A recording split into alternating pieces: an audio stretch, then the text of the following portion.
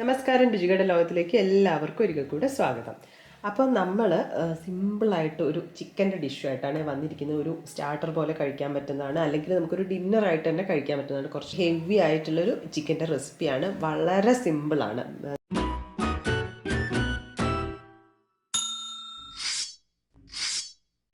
അപ്പോൾ ഇതിനായിട്ട് ഞാൻ എടുത്തിരിക്കുന്നത് ലെഗ് പീസസ് ആണ്, വിത്ത് തൈ ആണ് എടുത്തിരിക്കുന്നത്. ഇപ്പോൾ 6 പീസ് എടുത്തിട്ടുണ്ട്. അപ്പോൾ ഇതിലേക്ക് നമുക്ക് വേണ്ട ഇൻഗ്രീഡിയൻസ് എന്ന് പറഞ്ഞിട്ടുണ്ടെങ്കിൽ നമ്മൾ ഉപ്പ് വേണം. പിന്നെ വേണ്ടത് തൈരാണ്. തൈര് ഞാനൊരു 1/2 കപ്പ് എടുത്ത് വെച്ചിട്ടുണ്ട്. പിന്നെ അതുപോലെ തന്നെ നാരങ്ങ വേണം, ഒരു ചെറിയ നാരങ്ങയുടെ നീര് ആണ് വേണ്ടത്. പിന്നെ ഇതിൻ്റെ ടേസ്റ്റ് മുഴുവനും ഒറിഗാനോ ആണ്. ഒറിഗാനോ ഒരു 2 ടേബിൾ സ്പൂണോളം എടുത്ത് വെച്ചിട്ടുണ്ട്. പിന്നെ അതുപോലെ തന്നെ നമുക്ക് ചില്ലി ഫ്ലേക്സ് വേണം. ചില്ലി ഫ്ലേക്സ് ഏതാണ്ട് ഒരു 2 ടേബിൾ സ്പൂൺ. ഇതിൽ എരിവിന് വേണ്ടിയിട്ട് അത് മാത്രമാണ് ഉപയോഗിക്കുന്നത്. പിന്നെ അതുപോലെ തന്നെ സോയാ സോസ് വേണം. ഇതും ഒരു 2 മുതൽ 3 ടേബിൾ സ്പൂൺ വരെ നമ്മൾ ഉപയോഗിക്കുന്നുണ്ട്. അപ്പോൾ ഇത്രയും കാര്യങ്ങളാണ് നമുക്ക് ഇതിന് ആവശ്യമായിട്ടുള്ളത്. അപ്പോൾ ആദ്യം നമ്മൾ മാരിനേറ്റ് ചെയ്യാൻ പോവുകയാണ്. നമുക്ക് ഒന്ന് മിക്സ് ചെയ്യാൻ വേണ്ടി എളുപ്പത്തിൽ ഒരു ബൗൾ വെച്ചു. ഇതിലേക്ക് നമുക്ക് ആവശ്യമായിട്ടുള്ള ഉപ്പ് ആദ്യം ചേർത്ത് കൊടുക്കാം.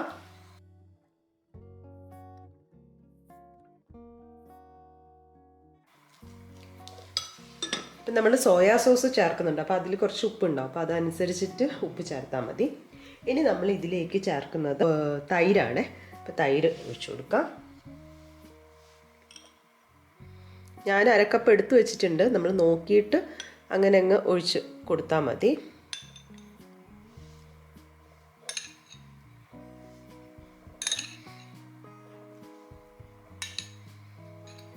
ഇനി നമുക്കിതിലേക്ക് സോയാ സോസ് ഒഴിച്ചു കൊടുക്കാം.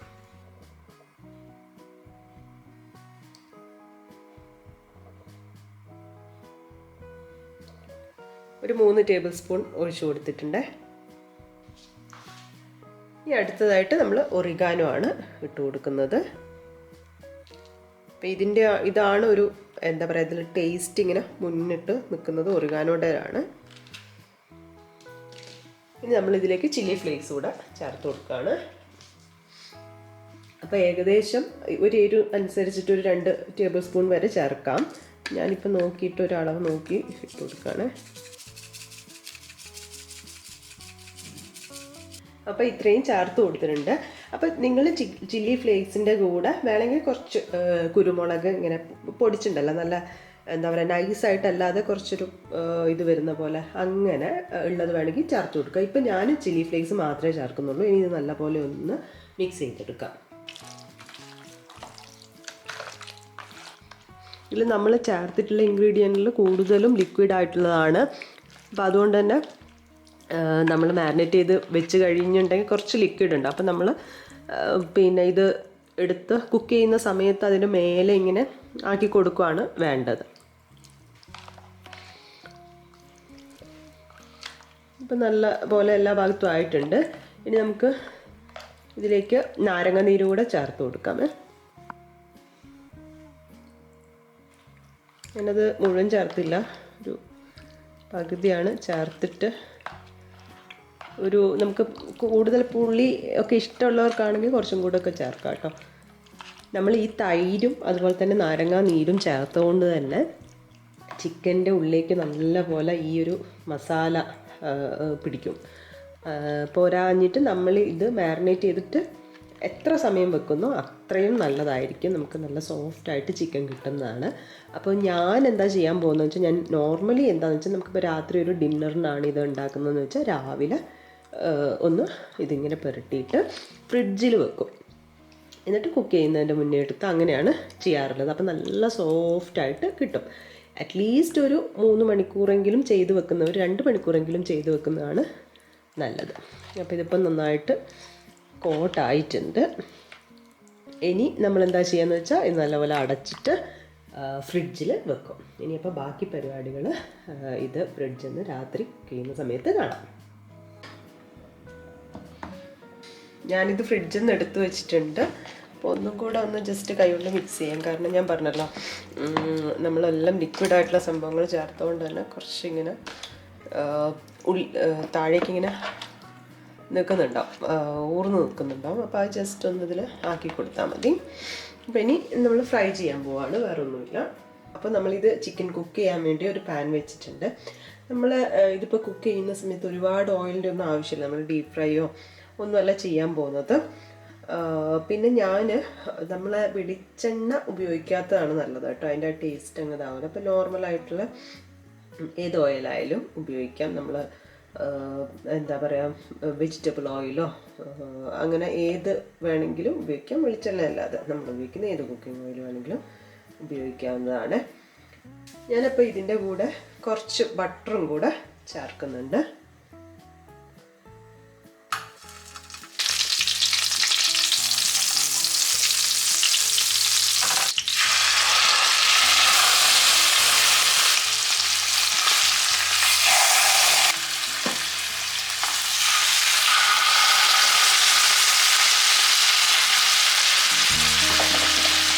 ആദ്യം നമുക്ക് 3 കുക്ക് ചെയ്തെടുക്കാം കേട്ടോ. അപ്പം ഞാനിപ്പോൾ ലോ ടു മീഡിയം ഫ്ലെയിമിലാണ് വെച്ചത്. ഇനി ഇത് നമ്മൾ അടച്ചു വെച്ചിട്ടാണ് കുക്ക് ചെയ്യുന്നത്. അപ്പോൾ ഇതിലുള്ള ആ ഒരു വെള്ളവും എല്ലാം കൂടെ ചേർന്നിട്ടാണ് കുക്കായിട്ട് വരുന്നത്. ഇതിന് മുകളിലേക്ക് കുറച്ചിങ്ങനെ ഞാൻ പറഞ്ഞല്ലോ ആ ഒരു വെള്ളം ഇറങ്ങിയ പോലെ അതും കൂടെ ഒഴിച്ചു കൊടുക്കുകയാണ്.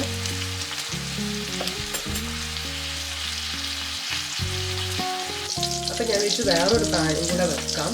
അപ്പോൾ പിന്നെ 2 പാനിലും പെട്ടെന്ന് ആക്കാനോ എന്ന് വിചാരിച്ചു ഇതിലേക്കും കൂടെ ഇട്ട് കൊടുക്കാണ്.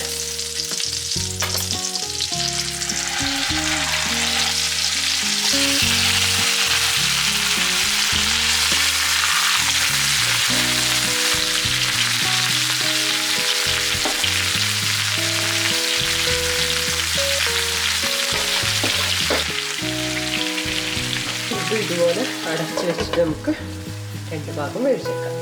ഞാനിതൊന്ന് മറച്ചിട്ട് കൊടുക്കാൻ വേണ്ടി പോവാണ് കേട്ടോ. വെള്ളം ഇറങ്ങിയത് കണ്ടില്ലേ.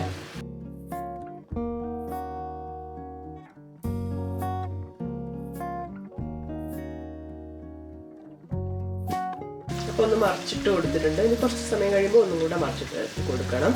അപ്പോൾ എന്താ ആവുമെന്ന് വെച്ചാൽ ഈ വെള്ളം എല്ലാം പറ്റി അതിനിങ്ങനെ യോജിക്കും. പിന്നെ ജസ്റ്റ് ഒന്ന് ഫ്രൈ ആയിട്ട് വരും. അപ്പോൾ അങ്ങനെയാണ്. ഇതിപ്പോൾ നോക്കിയിട്ടുണ്ടെങ്കിൽ അറിയാതെ ഇപ്പം തന്നെ അതാ നല്ല സോഫ്റ്റായിട്ട് വിട്ട് വരുന്നുണ്ട്. അപ്പോൾ ഏതാണ്ട് കുക്കായിട്ടുണ്ട് ഒരു സൈഡ്. അപ്പോൾ അങ്ങനെ ചെയ്തെടുക്കാം. പിന്നെ നമ്മുടെ ചിക്കൻ ഏതാണ്ട് ആയിട്ടുണ്ട് കേട്ടോ. ഞാൻ 1-2 പ്രാവശ്യം തിരിച്ച് മറിച്ചിട്ട് കൊടുത്തിട്ടുണ്ട്. അപ്പോൾ അതിനുള്ള വെള്ളമൊക്കെ വറ്റിയിട്ടുണ്ട്. പിന്നെ നമ്മൾ ഒഴിച്ചു കൊടുത്ത ഓയിലും ബട്ടറും ഉണ്ടല്ലോ, അത് കിടന്നൊന്ന് ഫ്രൈ ആയിട്ട് വരിക വേണ്ട. അതിന് മുമ്പ് കുക്കായിട്ടുണ്ടാവും. അപ്പോൾ നമുക്കിത് സ്റ്റവ് ഓഫ് ചെയ്ത് സെർവ് ചെയ്യാം. അപ്പോൾ നമ്മുടെ സ്പെഷ്യൽ ചിക്കൻ റെഡി ആയിട്ടുണ്ട്. അപ്പോൾ എല്ലാവരും ട്രൈ ചെയ്ത് നോക്കണം. ഇത് വളരെ ഈസിയാണ്. നമുക്ക് ഒന്ന് മാരിനേറ്റ് ചെയ്ത് നേരത്തെ വെക്കണം, ഫ്രിഡ്ജിൽ വെക്കണം എന്നേ ഉള്ളൂ. ഒരുപാട് മസാലയൊന്നുമില്ല. ഒരു എന്താ പറയുക, സോയാ സോസും അതുപോലെ ഒറിഗാനോ ഒക്കെ ഉള്ള അതിൻ്റെ ഒരു ഫ്ലേവറാണുള്ളത്. നമ്മൾ സാധാരണ മുളക് പൊടി, മഞ്ഞൾപ്പൊടി അങ്ങനെയുള്ള മസാലകളൊന്നും ഇല്ല. പിന്നെ നിങ്ങൾക്ക് ചെയ്യാൻ പറ്റുന്നതെന്ന് വെച്ചാൽ ഓയിൽ കുറച്ച് കുറവായിട്ട് യൂസ് ചെയ്താൽ മതി. അപ്പോൾ പിന്നെ എന്താ ഓയിലിൻ്റെ അങ്ങനെ ഓയിൽ അധികം ഉപയോഗിക്കേണ്ടതെന്നുള്ളവർ അങ്ങനെ യൂസ് ചെയ്താലും മതി. അപ്പോൾ അതിലുള്ള തന്നെ വെള്ളം ഇറങ്ങിയിട്ടാണ് വെന്ത് വരിക. നല്ല സോഫ്റ്റായിരിക്കും. നമ്മൾ നേരത്തെ മാരിനേറ്റ് ചെയ്ത് വെച്ചതുകൊണ്ട്.